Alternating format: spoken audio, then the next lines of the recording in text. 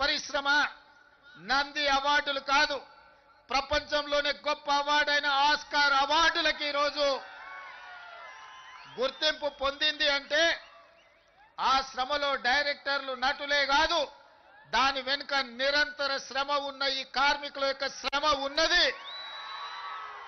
మీ రక్తాన్ని చెమటగా మార్చి దారబోసి షూటింగ్ లో ఫైటర్స్ ప్రాణాలు వదులుకుంటే ఈనాడు ఆస్కార్ అవార్డులు రావడం జరిగింది.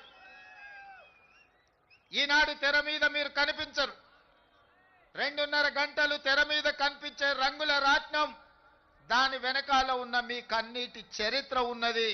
ఆ విజయం వెనకాల కార్మికుల యొక్క శ్రమ ఉన్నది. ఈనాడు మహిళా కార్మికులు కూడా తమ జీవితాన్ని, సర్వాన్ని త్యాగం చేసి ఈనాడు సినీ పరిశ్రమను నిలబెట్టడానికి ప్రయత్నాలు చేస్తున్నారు. అందుకే మిత్రులారా, మీ కష్టాన్ని తెలుసుకోవాలి, మీకు ఈ ప్రభుత్వం అండగా నిలబడాలి, మిమ్మల్ని వీలైనంత మేరకు ఆదుకోవాలి. తద్వారా తెలుగు పరిశ్రమ ఈనాడు టాలీవుడ్గా కాదు, హాలీవుడ్ నుంచి కూడా ఇక్కడికి వచ్చి షూటింగ్లు జరగాలి. ఈ హైదరాబాద్ నగరం ప్రపంచ సినీ పరిశ్రమకు ఒక వేదిక కావాలన్నదే నా ఆలోచన. అందుకే ఆనాడు నేను చెప్పిన, మీరు వచ్చినప్పుడు సినీ పరిశ్రమను చిన్న చూపు చూసే సమస్యనే లేదు.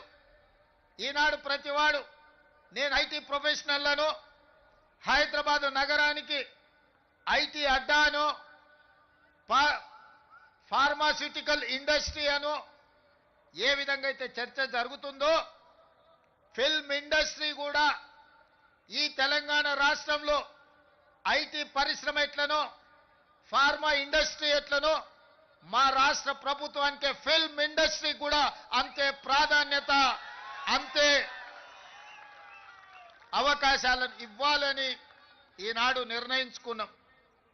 మనము తెలంగాణ రాష్ట్ర ప్రభుత్వం తెలంగాణ రైజింగ్ 2047 అని ఒక విజన్ డాక్యుమెంట్ ఈనాడు మనం తయారు చేస్తున్నాం.